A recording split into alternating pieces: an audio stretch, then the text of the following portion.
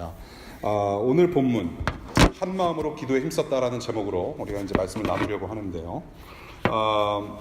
오늘 본문은 예수께서 승천하신 후에 다음 주에 보게 될 성령께서 오시는 때까지, 성령 강림의 날 때까지 이 사도들이, 제자들이 무엇을 하면서 기다렸는지를 기록한 내용이 바로 오늘의 본문입니다. 예수께서 승천하시면서 남기신 숙제가 있었죠. 성령과 교회를 통한 하나님 나라 확장, 그것을 위하여서 이 사도들이, 또 많은 사람들이 기도로 준비를 했고요. 또 주님께서 특별하게 사용하신 사도들이 재정비되는 그런 내용을 담고 있습니다. 이 본문, 이 내용을 가지고 오늘 세 가지 저와 여러분들과 함께 상고해 보려고 합니다. 첫 번째는 12절부터 14절까지 우리를 하나 되게 하는 이 복음의 능력에 대해서 우리가 함께 좀 생각해 봤으면 좋겠고요. 두 번째는 복음으로 하나 된 증거는 무엇인가, 복음으로 하나 된 열매는 무엇인가를 오늘 본문에서 보게 될 것입니다. 그리고 마지막으로 15절부터 26절까지 이 사도를 재정비하고 선출하는 과정에서 이 많은 사람들이 기도를 하는데, 여기서 우리는 기도를 배울 수가 있습니다. 과연 기도란 무엇인지를 오늘 본문을 통해서 보고자 합니다. 우리 다 같이 주님의 말씀을 읽기 전에 성령의 도우심을 구하는 기도 함께 하고 우리 말씀을 보도록 합니다. 하나님 아버지,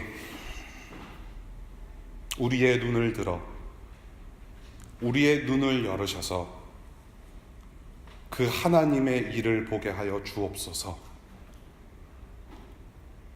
Open our eyes to see your work.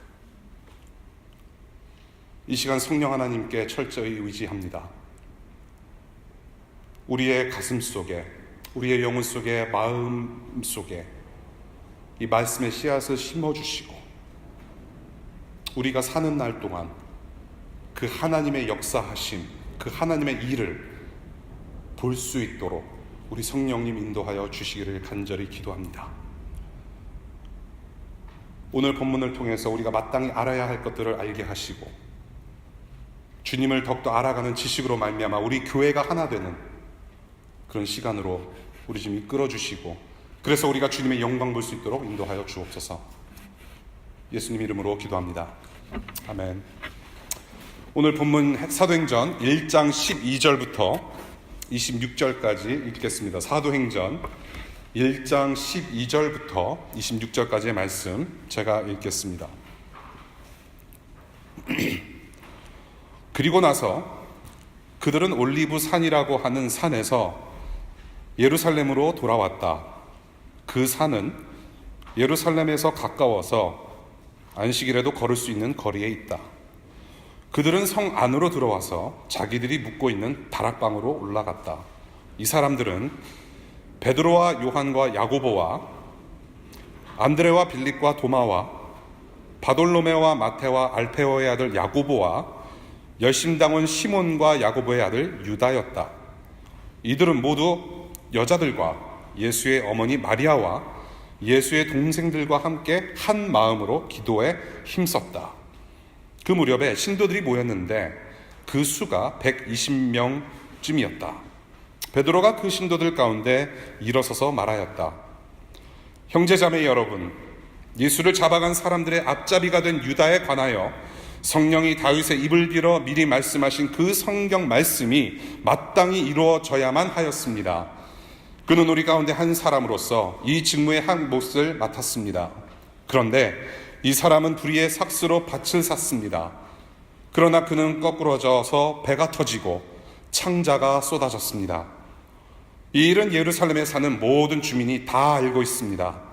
그래서 그들은 그 땅을 자기들의 말로 아겔다마라고 하였는데 그것은 피의 땅이라는 뜻입니다. 시편에 기록하기를 그의 거처가 폐허가 되게 하시고 그 안에서 사는 사람이 없게 하십시오 하였고, 또 말하기를 그의 직분을 다른 사람이 차지하게 해 주십시오 하였습니다. 그러므로 주 예수께서 우리와 함께 지내시는 동안에, 곧 요한이 세례를 주던 때로부터 예수께서 우리를 떠나 하늘로 올라가신 날까지 늘 우리와 함께 다니던 사람 가운데서 한 사람을 뽑아서 우리와 더불어 부활의 증인으로 삼아야 할 것입니다. 그리하여 그들은 바사바라고도 하고 유스도라고도 하는 요셉과 마띠아 두 사람을 앞에 세우고서 기도하여 아뢰었다.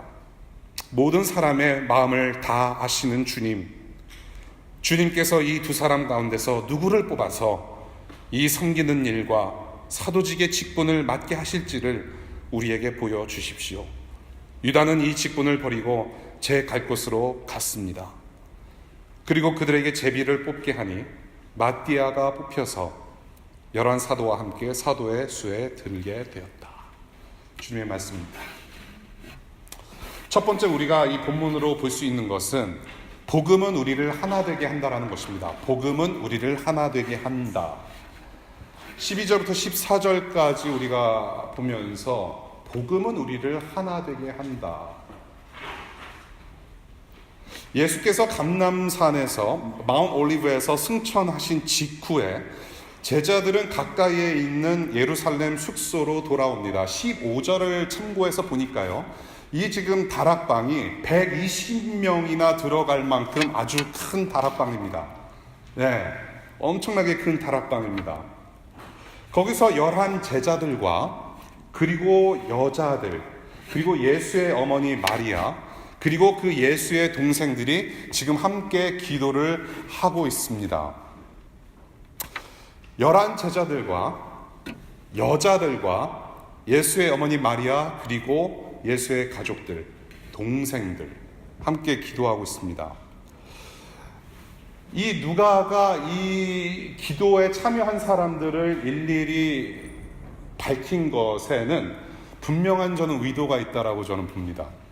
먼저 이 사람들의 관계를 좀 한번 그냥 쭉 한번 훑어봤으면 좋겠어요.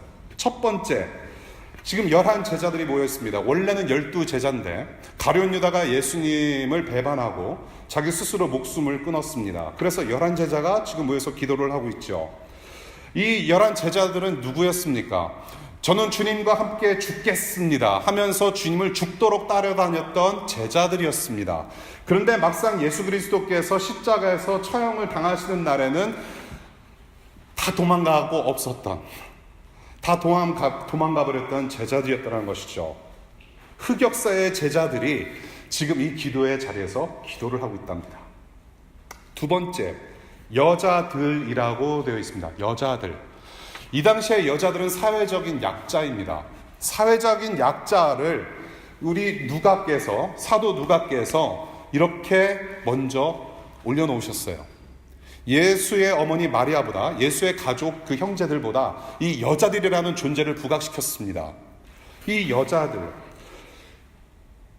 누가복음 23장에 보게 되면 예수께서 십자가를 지시고 고난을 당하신 것들과 예수께서 십자가 죽음을 목격한 여인들이 아닐까라는 추측을 해보게 됩니다. 그리고 누가복음을 쭉 보게 되면 사도행전의 저자인 누가가 쓴 복음서를 보게 되면 이 여자들이 예수님을 얼마나 많이 섬겼는지 다른 복음서보다도 더 많이 드러내고 있습니다. 그래서 이 예수 그리스도를 평소에 따라다녔고 예수 그리스도의 고난과 죽음을 직접 목격한 여인들 이야기가 아닌가 싶어요. 그 여자들이 모여서 함께 제자들과 기도를 했다. 그런데 이 여인들은 분명히 제자들의 존재를 알았을 것 같아요. 왜냐? 예수 그리스도를 따라다녔기 때문에. 예수를 누가 따라다녔는지 그 제자들도 봤고 알았다라는 것이죠. 자, 지금 이 여자분들께서, 이 여인들께서 지금 함께 기도하고 있는 제자들을 보면서 어떤 생각이 들었을까요? 그렇게 죽도록 따라다녔으면서 십자가에서 자기 스승이 죽을 때는 거기 없었지. 그런 어떤 마음에 어떤 껄끄러움이 있었을 거라는 생각이 들어요. Where were you guys? 세 번째 등장인물입니다. 예수의 가족. 예수 그리스도의 육신의 어머니와 그 형제들. 마리아, 지금 예수 그리스도의 육신적인 어머니 마리아도 제자들에게 비슷한 감정이 있었을 것 같아요. 야, 이놈들아, where were you? 어디 있었니? 예수의 형제들은 더 말할 것도 없을 것 같아요. 요한복음 7장을 보니까요. 요한복음 7장을 보니까 자기 형제들이, 예수 그리스도는 이제 장남이기 때문에, 그렇죠? 마리아의 첫 번째 아들이었으니까.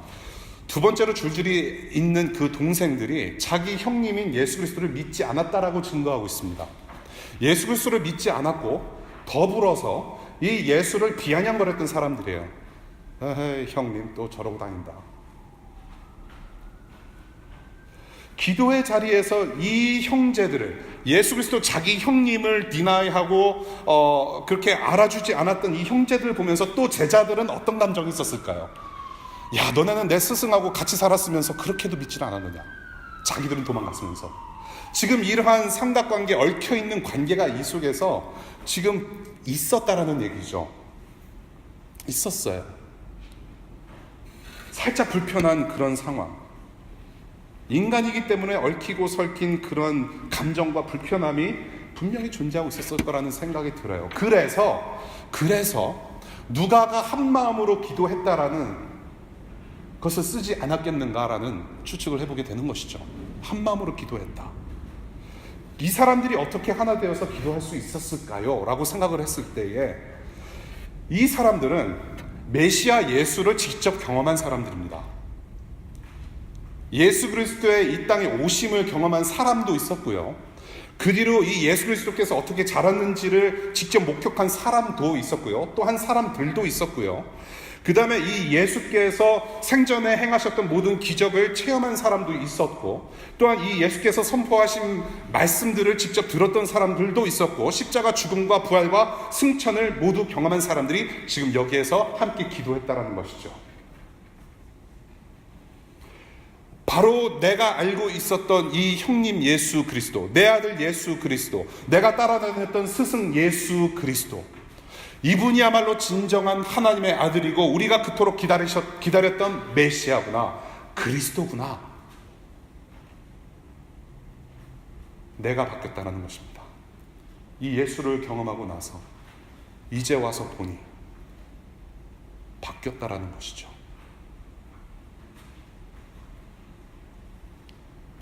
예수 그리스도가 하나님의 아들이시고 그리스도이심을 경험하고 인정하고 확인하고 보니까 바뀌었더라.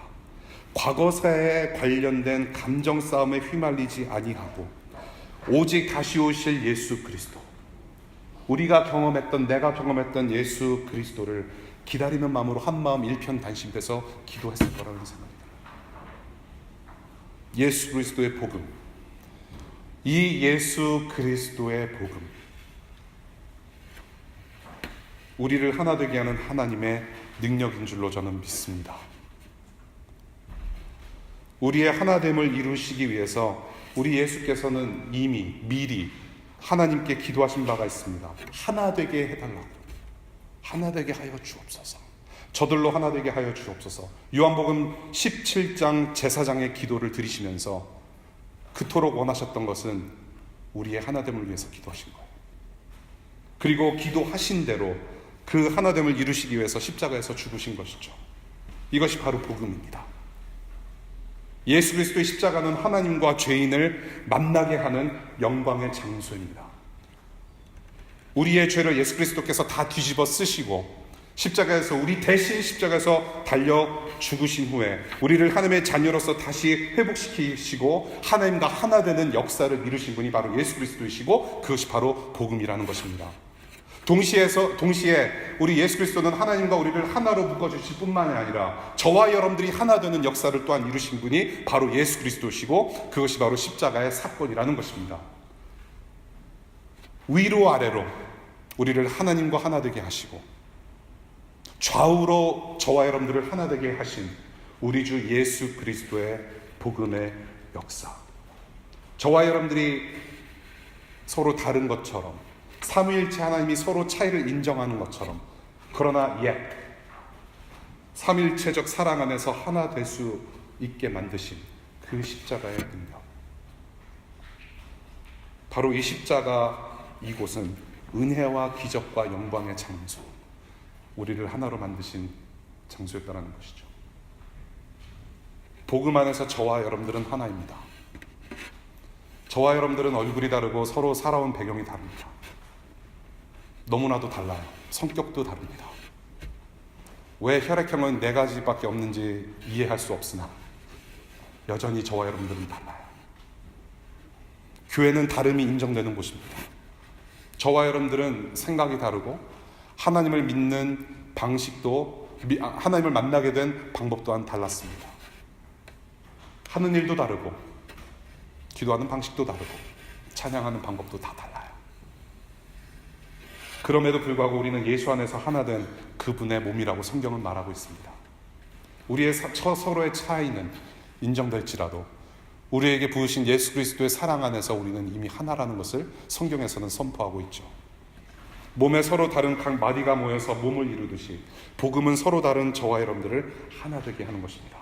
그래서 갈라디아서 우리 3장 26절부터 28절을 보게 되면 그 복음의 능력이 어떠한가, 교회의 참된 모습은 어떠한지를 우리는 확인할 수 있는 것이죠. 갈라디아서 3장 26절부터 28절까지의 말씀입니다. 여러분은 모두 그 믿음으로 말미암아 그리스도 예수 안에서 하나님의 자녀들입니다. 여러분은 모두 세례를 받아 그리스도와 하나가 되었고 그리스도를 옷으로 입은 사람들이기 때문입니다. 우리 28절 다 같이 읽겠습니다. 시작. 유대 사람도 그리스도 사람도 없으며 종도 자유인도 없으며 남자와 여자가 없습니다. 여러분 모두가 그리스도 예수 안에서 하나이기 때문입니다.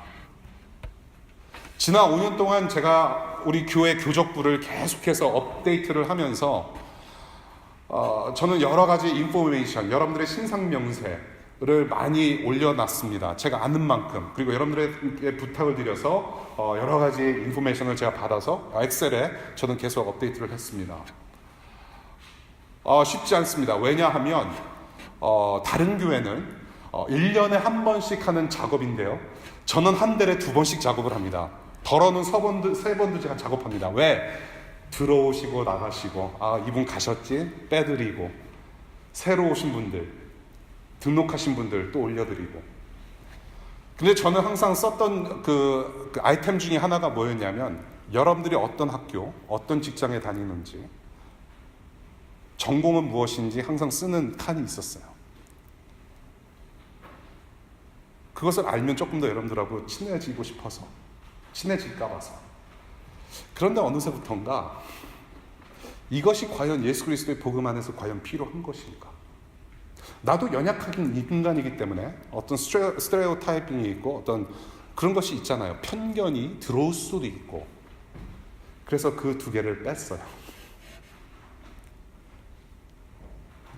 어느 학교 다니세요? 어느 직장에서 뭐 하십니까? 물론 물어볼 수는 있지만은 저와 여러분들은 너무나도 이 세상 시스템, 경쟁 시스템에서 살아왔던 사람들이기 때문에 편견을 가지고 있는 확률이 높습니다. 과연 예수 그리스도 안에서 그것이 정말로 필요한 것인가? 그냥 사람을 사람으로 보면 안 되는 것인가라는 생각이 들더라고요. 오늘 지금 이 참고 구절로 본 갈라디아서, 그리스도 안에서 다 한 자녀고 하나다라는 것을 얘기를 하셔. 인종과 소셜 클래스와 성별도 다 무너뜨릴 수 있는 것이 바로 예수 그리스도의 복음이라는 거예요. 그것이 교회라고 가르칩니다. 저와 여러분들이 이 복음에 충성되지 아니하고, 이 복음을 붙들지 아니하고, 이 복음 안에서 하나 되지 않으면 우리는 한 마음을 가질 수도 없고 하나 되어서 성장될 수도 없습니다. 예수 그리스도께서 세우신 이 교회는 복음이 중심입니다, 여러분. 우리가 이 복음에 충실하지 않으면 우리는 이 세상에 나가서 복음 전할 복음도 없습니다, 여러분. 첫 번째, 복음은 우리를 하나 되게 한다. 다락방에서 이 사람들이 기도했던 것처럼 예수 그리스도 우리의 복음 되십니다. 2번째로 보고 싶은 것은 14절입니다. So what? 이렇게 한 마음으로 모였는데 무엇을 했냐? 보니까 14절에 기도했다고 했습니다. 기도는 하나님의 하나됨의 증거입니다.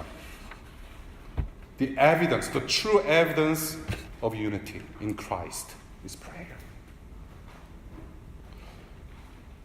갑자기 영어가 나오는 이상하네요. 우리 오늘 통역 있습니다. There's a translation service going on, so please get your device. 기도는 하나됨의 증거다라고 얘기를 해요. 주님께서 약속하신 그 성령 강림, 성령님을 기다리면서 예수로 하나 되어서 한 마음으로 제일 먼저 한 일이 기도라고 증언을 해요. 하나님께서 저와 여러분들에게 은혜를 주시기 위해서 베푸신 방법이자 명령이 바로 기도입니다. 그래서 우리 개신교 개혁주의 신앙에서는 이 기도를 은혜의 방편 중에 하나라고 얘기를 합니다. The means of grace.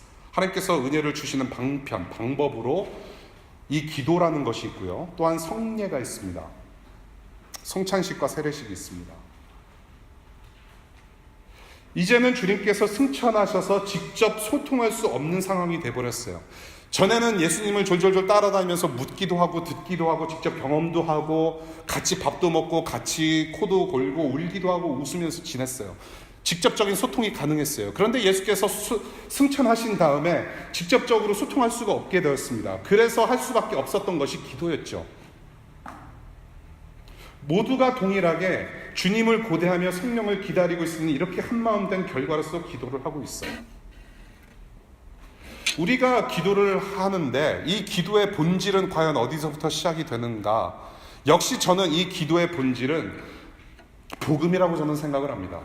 예수 그리스도의 복음으로 하나 된 공동체의 기도의 본질은 복음이다. 복음이다. 예수께서 십자가에서 죽으시고 부활하셔서 저와 여러분들을 하나님 앞으로 나아가게 하신 이 예수 그리스도의 복음이 바로 기도의 본질입니다. 전에는 우리가 하나님 아버지, 우리를 창조하신 하나님 아버지를 만날 수 없었고 함부로 하나님을 부를 수 없었는데 그 길을, 막혔던 길을 활짝 열어주신 분이 바로 예수 그리스도셨다는 것이죠. 예수 그리스도. 그래서 이 예수 그리스도의 흘리신 보혈, 이 십자가 복음의 능력으로 말미암아 우리는 하나님 앞으로 담대히 나아가서 언제든지 나아가서 예배할 수가 있고 하나님을 아버지라고 부를 수 있고 하나님의 자녀로서 천국을 누릴 수 있는 그런 권세를 누리게 되었다는 것입니다.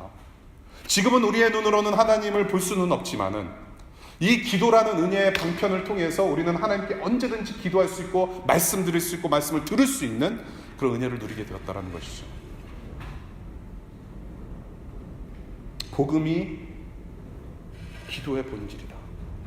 그래서 내가 하나님의 자녀로서 하나님 나라 백성으로서 살게 되었으니 이제는 그 신분에 합당한 기도를 드릴 수 있게 되었다는 것입니다. 그래서 우리 기독교인들이 기도를 하면서 기도 끝에 하는 말이 있죠. 무엇입니까? 이 모든 말씀 예수 그리스도의 이름으로 기도합니다. 내 능력으로 나아가서 내가 스스로 할 수 있는 기도가 아니라 오로지 나를 위해서 죽으시고 하나님 앞으로 인도해내셔서 구원해내신 예수 그리스도의 이름만이 가능합니다. 그래서 그 이름을 통해서 하나님 앞으로 나아갈 수 있게 되었습니다. 그리고 우리는 아멘합니다. So be it. 그래서 주님은 제자들에게 기도를 가르치셨죠. 기도하는 방법을 가르치셨어요. 주기도문. 하나님 나라 백성으로서 또 하나님의 자녀로서 살아가는 그 수준에 맞는 기도를 가르치셨어요. 아마도 다락방에서 지금 이 제자들, 사도들과 이 120명이 이 기도 모임, 기도회를 열고 있는데 이 기도 모임에서 어떤 기도를 했을까 좀 상상을 해본다면 당연히 먼저 생각할 수 있는 것은 저는 주기도문이라고 생각해요. 주님께서 가르쳐 주신 기도. 너희들은 이렇게 기도하라. 주님께서 가르쳐 주신 그 기도를 생각하면서 이 사도들이 정말로 열심히 기도했었을 것 같아요. 하나님 나라가 임하시기를 구하면서 하늘에 계신 우리 아버지 이름이 거룩히 여김을 받으시오. 하나님의 이름이 우습게 여겨지는 이 상황 속에서 우리 예수 그리스도께서, 우리 스승께서, 우리 형님이 그렇게 또 그리워하셨던 하나님 나라를 그리면서 하나님 나라 오기를 구했을 것 같아요. 그리고 그 하나님 나라가 도래하는 다시 오는 그 영광의 날까지 하나님 그러면 우리는 어떻게 살아야 되겠습니까? 일용할 양식을 우리에게 주시면 그에 합당한 삶을 살겠습니다. 우리가 우리의 죄를 서로 용서하는 것처럼 하나님 서로 용서하는 삶을 살게 하시고 우리의 죄도 용서해 주십시오. 시험에 들게 하지도 마시고 악에서 제발 구해 주십시오. 그래서 하나님 나라가 이 땅에 현실이 되는 그 순간까지 하나님 열심히 살아보겠습니다. 그리고 이렇게 성령님을 기다립니다. 얼마나 전심으로 기도했을까요? 살아생전에 우리 주님께서 가르치셨던 그 기도 제목.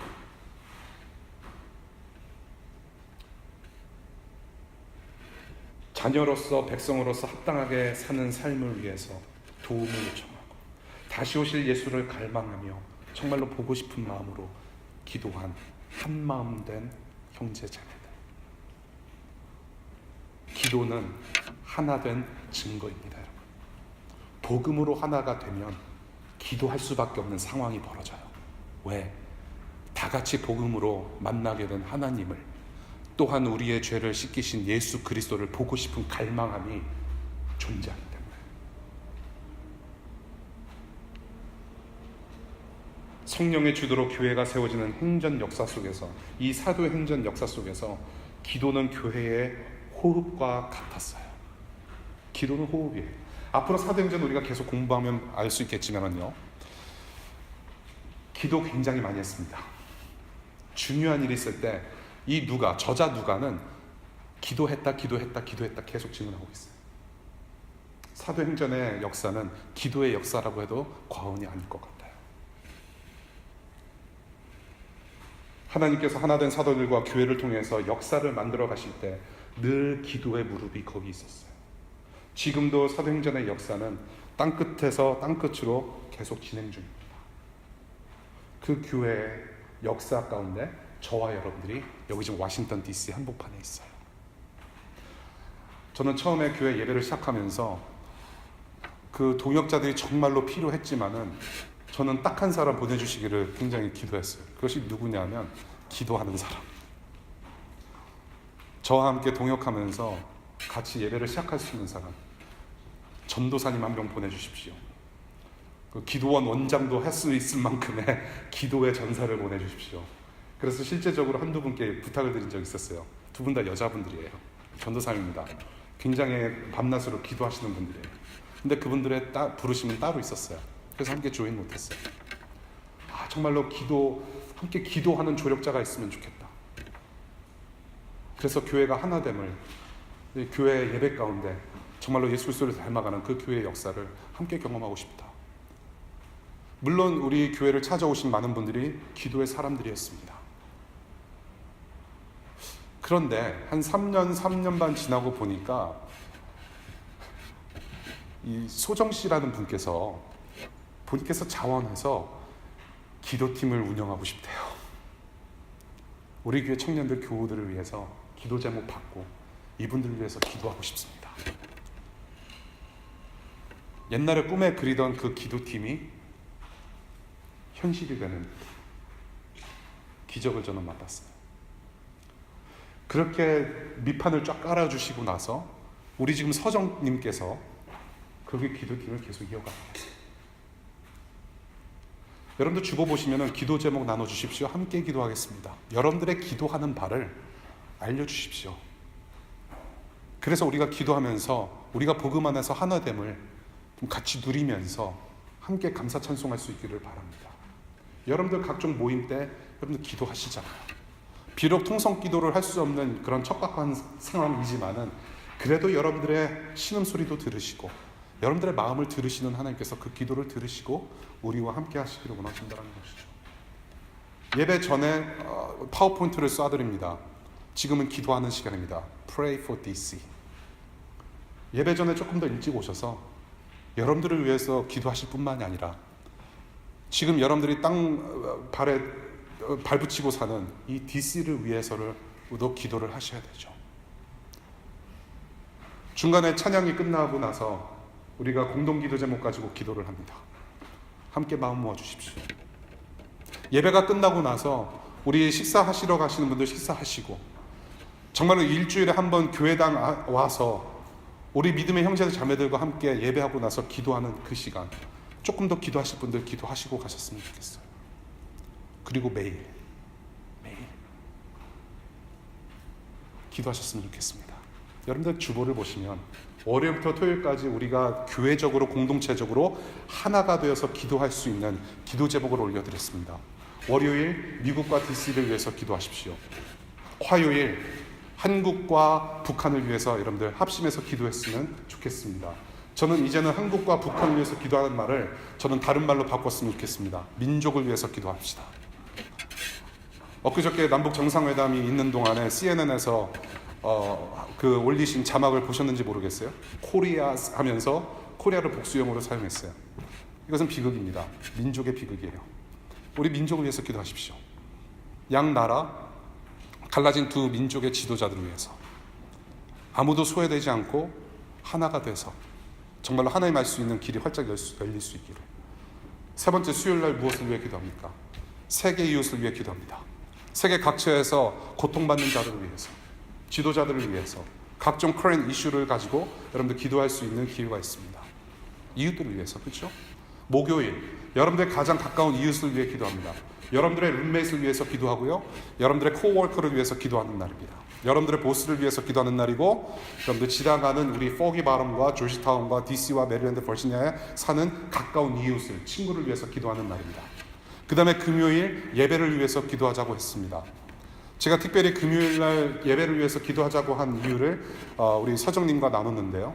금요일날 웬만한 설교 드래프트 나옵니다. 아침에. 그리고 찬양 곡이 선곡이 돼서 금요일날 어느 정도 맞춰져요. 그 준비가 끝나는 동안부터라도 그 긴장을 잃지 않고 모든 성도가 교회, 적어도 내 교회, 내가 적을 둔 교회라면 주일 예배를 위해서 금요일날 합심해서 기도를 하고, 그래서 또 다른 일주일간을 하나님의 영광대로 영광을 바라보면서 살아갈 수 있도록 금요일부터 기도로 준비하고, 토요일날 그 긴장을 놓치지 않고 그대로 그 마음을 가지고 예배 자리로 나오게 하는, 그 다음에 토요일날 교회 공동체를 위해 기도합니다. 교회 공동체에 대해서 기도한다는 것은 바로 서로를 위해서 기도하란 말이죠. 왜냐? 바로 여러분들이 교회이기 때문에. 사실 금요일과 토요일은 바꿔도 돼요. 네. 교회를 위해서, 서로를 위해서 기도하라. 하나됨을 위해서, 복음으로 하나 되는 우리를 위해서 서로 기억하면서 중보적인 기도를 할 수 있다라고 보는 것이죠. 기도는 하나됨의 증거입니다.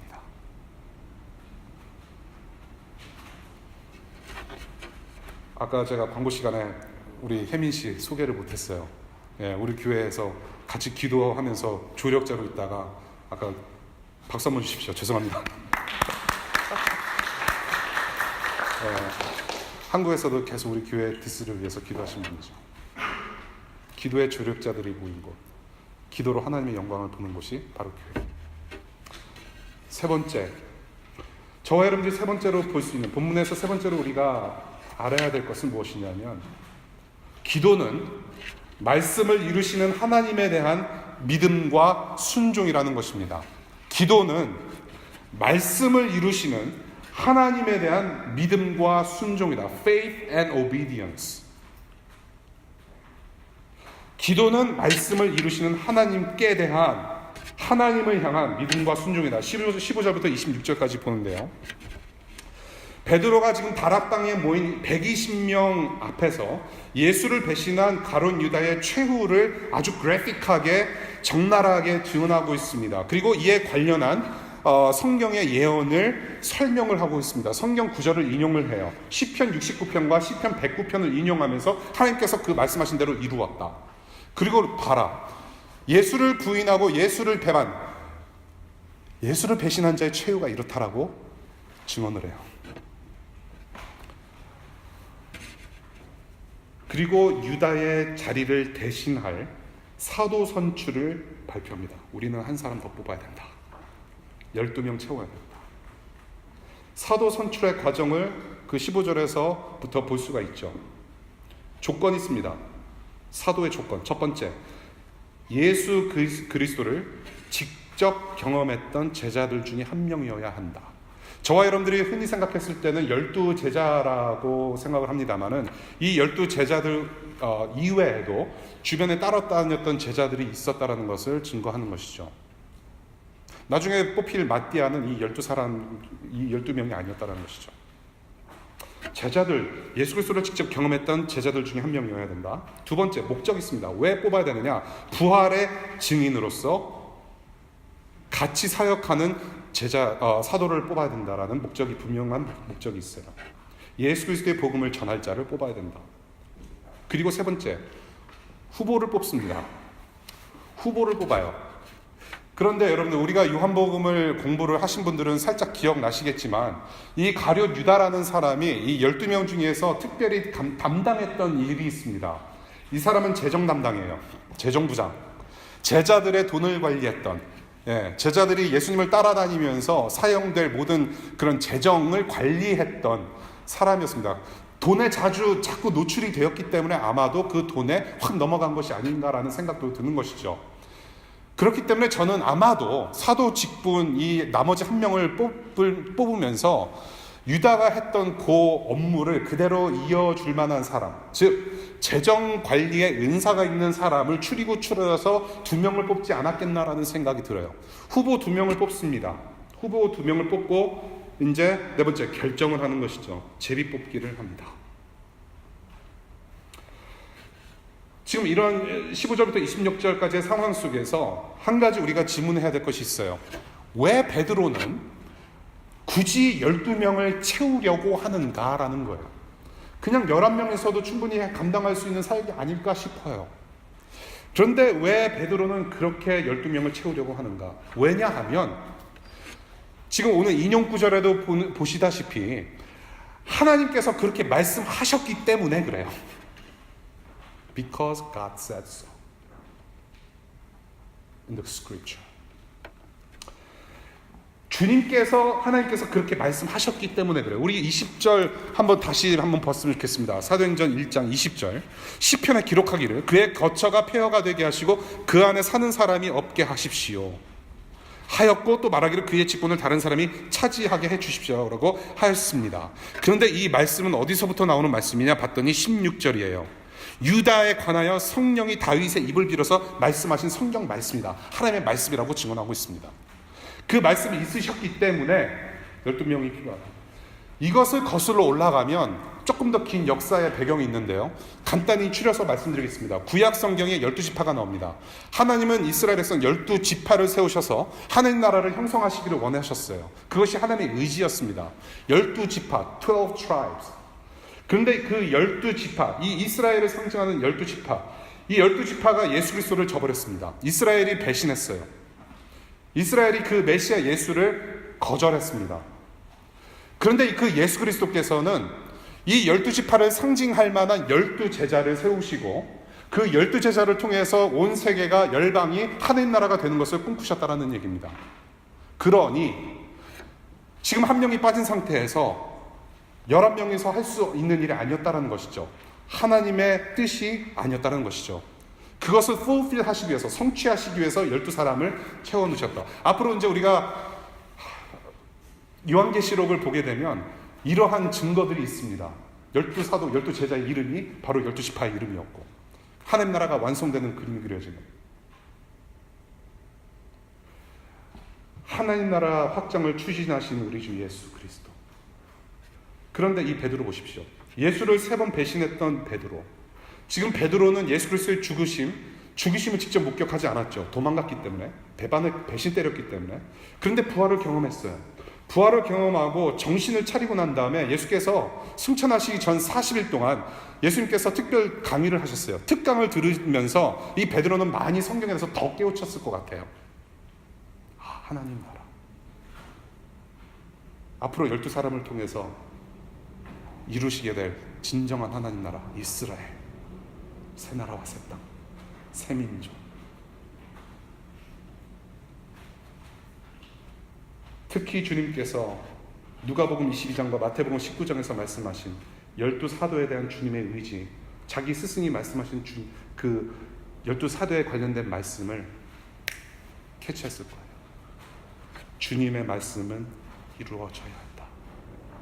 이 사도행전의 저자 누가가 이것을 일일이 랭티하게 15절부터 26절까지 이것을 이렇게 기술한 이유는, 증언한 이유는 무엇이었을까? 바로 하나님께서는 그분의 말씀을 신실하게 이루시는 분임을 가르치기 위함이 아니었을까? 하나님은 이루신다. 말씀을 이루시는 분이다. 하나님은 말씀을 이루시는 신실하신 분이십니다. 하나님의 뜻, 그분 나라는 우리 의지대로 이뤄낼 수 없고 오직 하나님께서 이루십니다. 그 말씀을 이루시는 하나님께 의존하는 믿음과 순종의 표현으로 저와 여러분들을 기도의 자리로 부르십니다. 말씀에 근거한 기도가 그래서 중요한 것인 거예요.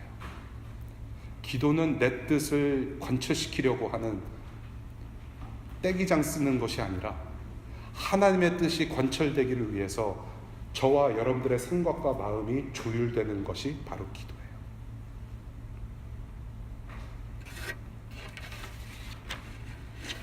오늘 사도 선출 과정을 좀 봤으면 좋겠습니다. 그러고 나서 이제 랩업을 하고 싶은데요. 지금 후보가 몇 명이라고 그랬습니까? 2명입니다. 아마도 재정관리의 은사가 있었던 사람들 2사람 추렸을 것 같다라는 추측을 할 수 있는 것이죠. 2사람을 세워놓고 지금 1명을 선택해야 됩니다. 지금 2 후보 중 하나는 요셉이라고 하는 사람인데요. 별명이 2개가 있어요. 바사바라고도 하고 유스도라고 하는 사람. 제 영어 이름이 조세프입니다. 조세프를 조라고도 얘기를 하고, 그러면 제가 즐겨 사용하는 조이라고 하는 별명이 2개가 있어요. 그런데 저 사람 홍주영이라는 사람이 있는데 조세프라고 하는 사람하고 조이라는 같은 이름을 사용하는 사람이다. 그런 사람이 지금 1명 서 있고요. 또 다른 한 사람은 별명이 없어요. 마띠아라고 하는 사람입니다. 이 요셉이라고 하는 사람이 별명이 있다. 지금 별명이 있다라는 것은 무엇을 의미할까요? 잘 알려졌다라는 거예요. 사람들이 별명을 부를 수 있을 만큼 잘 알려진 사람. 네. 많은 사람이 알고 있었다. 지금 2사람을 뽑는데요. 한 사람은 별명이 많을 정도로 다른 사람들에게 잘 알려져 있던 사람이고요. 한 사람은 별명도 없어요. 듣보잡일 것 같아요. 그런 사람이 있었어? 그런데 딱 선출이 돼요. 그러면 여러분들, 저와 여러분들의 상식으로 알려진 사람 뽑으면 되는 거 아닙니까? 상식적으로 잘 알려졌으니까 쟤는 최소한 돈을 띵겨 먹을 일은 없을 거야. 우리가 다 아는 사람이잖아. 그쵸? 우리의 지혜입니다. 그런데요, 그것이 당연해 보이는데 지금 말씀 이루시는 하나님께 이 사람들은 묻고 있어요. 누구를 뽑으면 되겠습니까? 여러분들 잘 보십시오. 누가 기도했다고 그랬습니까? 지금 베드로가 대표 기도하고 있는 거 아니에요. 자, 여러분들 기도합시다. 우리 선출하기 전에 제가 대표로 일어나서 기도하겠습니다 라고 하고 한 기도가 아니에요. 120명이 똑같이 기도한 내용을 적고 있어요. 우리 24절부터 25절까지 다시 한번 보겠습니다. 기도문이에요. 이거 굉장히 중요합니다. 기도하여 아뢰었다. 모든 사람의 마음을 다 아시는 주님, 주님께서 이 2사람 가운데서 누구를 뽑아서 이 섬기는 일과 사도직의 직분을 맡게 하실지를 우리에게 보여주십시오. 유다는 이 직분을 버리고 제 갈 곳으로 갔습니다. 인간 지혜가 아니라 하나님의 섭리에 의지해서 합심으로 이렇게 기도했다는 것이요. 이것은 분명히 믿음과 순종의 행위입니다. 지금 여러분들이 보고 있는 이 본문은 제비뽑기가 핵심이 아니에요. 사도들도 110명도 이렇게 제비뽑기로 기도했으니까 우리의 인생의 갈림길에서 A 회사로 갈 것인가 B 회사로 갈 것인가, 대학원을 A 대학원으로 갈 것인가 B 대학원으로 갈 것인가 딱 저울질한 다음에 딱 올려놓고 자 주님 믿습니다 하고서 딱 찍는 거, 그거를 가르치는 거 아니란 얘기예요. 성령의 도우심을 받을 수 없던 특수한 상황 속에서 옛 선조들이 계속 구약 성경에서 보겠지만은 옛 선조들이 그냥 했던 방법대로 했을 뿐이에요. 이 본문 핵심은 제비뽑기가 아니라 믿음과 순종의 기도라는 거예요. 우리의 지혜로 충분히 뽑을 수 있는 거지만 그럼에도 불구하고 하나님께 의존한다. 그래서 이 기도를 통해서 우리가 3가지 알 수 있는 것이 있어요. 기도란 무엇인가? 첫 번째, 기도에서 우리가 가르치는 것. 기도는 사람의 마음을 다 아시는 우리 주 하나님께 주권을 이양해 드리는 거예요. 여러분들의 그런 sovereignty를, 주권을, 컨트롤을 하나님께 드리는 거예요. You are in control. 여기서 사람의 마음을 다 아시는 주님이라고 했을 때 의견이 분분합니다. 과연 왜 사람들이 이렇게 말을 했을까라고 했을 때 뽑는 사람이나 뽑히는 사람이나 주님께서 그냥 그 마음을 다 아시기 때문에 하나님의 주권에 달려있다라는 것을 표현하고자 그런 말을 쓰지 않을까라는 생각이 드는 거예요. 전적으로 맡기는 행위가 바로 기도다. 2번째, 기도는 하나님의 선택을 확인하기 위함이다라는 거예요. 기도는 나의 선택이 아니라 과연 나의 삶을 주관하시고 이 교회를 주관하시는 하나님의 뜻은 어디 있는가를 확인하기 위해서 우리는 기도하는 것이라는 것이죠. 사람의 지혜와 상식이 아니라 하나님의 주권적인 선택을 우리가 알 수 있도록, acknowledge 할 수 있도록 기도하는 것이다. 세 번째, 그래서 하나님의 인도하심을 준비하고 저와 여러분들이 받아들이기 위해서 기도하는 거다. 하나님께서 이루시는 뜻에 순종하기 위해서, 마음 준비하기 위해서. 결과에 동의되지 않더라도 저 마띠아 저 듣보잡인데 잘할 수 있을까? 저 요셉 저 바사바 제가 잘하는데. 결과에 동의되지 않더라도 하나님께서 하신 일임을 믿고 인정할 수 있도록 기도하는 것이 바로 기도다. 기도는 믿음의 행위예요. 순종하는 사람의 마음을 보시는 하나님이라는 것이죠. 이 120명은 믿음 안에서 하나 되어서 기도했고 그 결과에 순종해서 마띠아를 사도로 맞습니다. 그리고 사도행전의 역사는 계속되어져 갔어요. 승천하셔서 우리 주님의 모습은 우리 육신의 눈으로는 이제는 직접 볼 수는 없지만 주님께서 이루시는 말씀의 역사를 통해서 주님의 영광을 볼 수 있게 하신 방법이 바로 기도였다라는 거예요. 기도로 주님의 영광을 봅니다. 이 사람들은. 우리에게 지금도 기도하라 하십니다. 기도하지 않으면 네 방법대로 사는 게 뻔하니까 지금도 주님은 기도하라고 명하세요. 그래서 하기 싫을 때도 해야 하는 것이 기도예요, 여러분. 기도는 말씀을 이루시는 하나님에 대한 믿음과 순종이다. 믿음과 순종의 기도 없이는 하나님의 영광을 볼 수 없습니다. 이 하나님의 영광을 경험한다라는 것은 조금 더 쉬운 말로 하나님께서 살아계시구나, 하나님께서 우리와 함께 하시는가는, 그것을 아는 것이 바로 하나님의 영광을 체험하는 거예요. 여러분들 기도 많이 해보셨던 분들 아시잖아요. 하나님께서 살아계심 아시잖아요. 그것이 하나님의 영광이에요. 이것이 우리를 향하신 하나님의 뜻입니다. 오늘 세 가지 봤습니다. 복음은 우리를 하나 되게 한다. 두 번째, 기도는 하나됨의 증거다. 세 번째, 기도는 말씀을 이루시는 하나님에 대한 믿음과 순종이다. 이 말씀을 준비하면서 나의 기도의 생활은 어떠했는가를 되돌이켜보게 되었습니다. 여전히 저는 게을러요. 노력은 하지만 게을러요. 이 기도의 능력을 알면서도, 기도를 통해서 역사하시는 하나님을 알면서도, 그것을 이론적으로는 알면서도 사실 쉽지 않은 것이 기도죠. 이것이 늘 반복이 되기 때문에 저는 이 기도책을 사용합니다. 기도수첩. 기도 제목을 쭉 써놓고 이것을 한 번이라도 읽으면서 마음으로 기도할 수 있게, 이 기도 제목을 눈으로 볼 수 있게 저는 기도수첩을 사용합니다. 정말로 하나님께서 내 삶 가운데, 내가 속했던 교회 공동체 가운데 어떻게 역사하시고 어떻게 하나님께서 본인의 영광을 드러내셨는지의 역사가 여기 다 있더라고요. 우리 교회 역사도 여기 있습니다. 근데 제가 이것을 이제 보여드리면 누가 누군지 알 것 같아서 옛날 7년 전 이야기를 좀 잠깐 하려고 제가 마칠까 합니다. 2011년 4월 23일에 버지니아에 제가 몸담고 있었던 공동체 어떤 청년이 저에게 특별하게 기도 제목을 부탁해온 내용입니다. 이 청년은 여학생인데요. 그때 당시 워싱턴 DC에 인턴 온 학생입니다. 한국에서는 대학생이었어요. DC에 인턴을 와서 교회 밴을 타고 버지니아에 있는 교회에서 저와 함께 신앙생활을 한 2학기 정도 했던 친구입니다. 그런데 이 학생이 굉장히 말씀을 사모하고 하나님 사랑하기를 사모하고 정말로 참 올바른 청년이에요. 그런데 한 하루는 저에게 다가오면서 전도사님, 장기적인 기도 제목을 하나 좀 나누고 싶습니다. 전도사님 기억나실 때마다 꼭 기도해 주십시오 하면서 나눈 기도 제목이 뭐였냐면 외무고시를 준비하는 기도 제목이었어요. 그때 당시 이 친구가 대학생 1학년인가 2학년밖에 안 돼요. 그랬는데 장기적으로 계획하고 있는 것이 외무고시고 정말로 외교관이 돼서 정말로 하나님의 일을 잘 감당할 수 있는 사람이 되었으면 좋겠다. 그런 기도 제목을 내던졌어요. 2011년 4월 23일 날 이 기도 제목을 가지고 그 친구와 함께 기도했습니다. 그리고 이 친구가 DC 생활을 접고 끝나고 한국으로 가서도 저는 이 기도 수첩을 가지고 계속 기도를 했어요. 기억했습니다. 여기 빨간 글씨로요. 2017년 7월 12일 감사 연락 오다.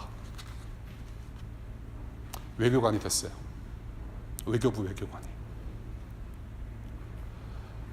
그러고 나서 올해 초에 이 초짜가, 외교부 초짜가 혼자 워싱턴 DC 출장을 왔어요. 그러고 나서 올해 초에 저 자리에 앉아서 저와 함께 예배했습니다. 제가 드리고 싶은 말씀은 뭐냐면, 지금 이 친구가 우리가 함께 기도했기 때문에 외교관이 되었다라는 것이 아니에요. 하나님께서 어떻게 역사하시는지를 함께 경험했다라는 거예요. 함께 감사할 수 있게 되었고, 그 영광을 함께 바라보면서 하나님은 살아계시구나라는 것을 바라보고 거기서 그치지 아니하고 저는 이 친구가 통일시대의 주역이 될 것을 지금 기도하고 있습니다. 여러분, 함께 계속 기도로 기억하고 같이 가는 거예요. 하나님께서 어떻게 역사하실지 같이 가는 거예요. 이 기도 수첩에 기도 제목이 그대로 이루어지지 않은 것들도 다 빨간색으로 있습니다. 그럼에도 감사해요. 왜? 하나님께서 이루고자 하시는 일은 우리 뜻대로가 아닐 수도 있기 때문에. 그래서 감사할 수 있어요. 그래서 더 기억이 나요. 정말로 어떻게 이 친구, 이 형제와 이 자매가 정말로 하나님께 어떻게 쓰임받을지, 하나님께서 어떻게 다듬어 가시는지, 하나님께서 어떻게 깎아내시는지를 경험하면서 하나님의 존재와 하나님께서 함께 하심과 동행하심을 계속해서 경험하고 있기 때문에 그 영광을 계속 보고 가는 거예요. 평생. DC에서 잠깐 왔다 가시는 분들, 저와 여러분들 평생 동역자 됐으면 좋겠습니다. 정말로 함께 기도하면서 그리 아니하실지라도 하나님께 믿음과 순종의 기도를 함께 함으로 그 크신 하나님을 함께 체험하는, 저는 이 밖에도 정말로 드릴 말씀들이 많아요. 이러한 간증들이 여러분들 삶 속에서, 우리 교회에서 계속해서 터져나오기를 바랍니다. 하나님께 감사하고 하나님의 존재를 향하여서 찬송할 수 있는 그런 하나된, 복음으로 하나된 저와 여러분들 될 수 있기를 바랍니다. 기도하겠습니다.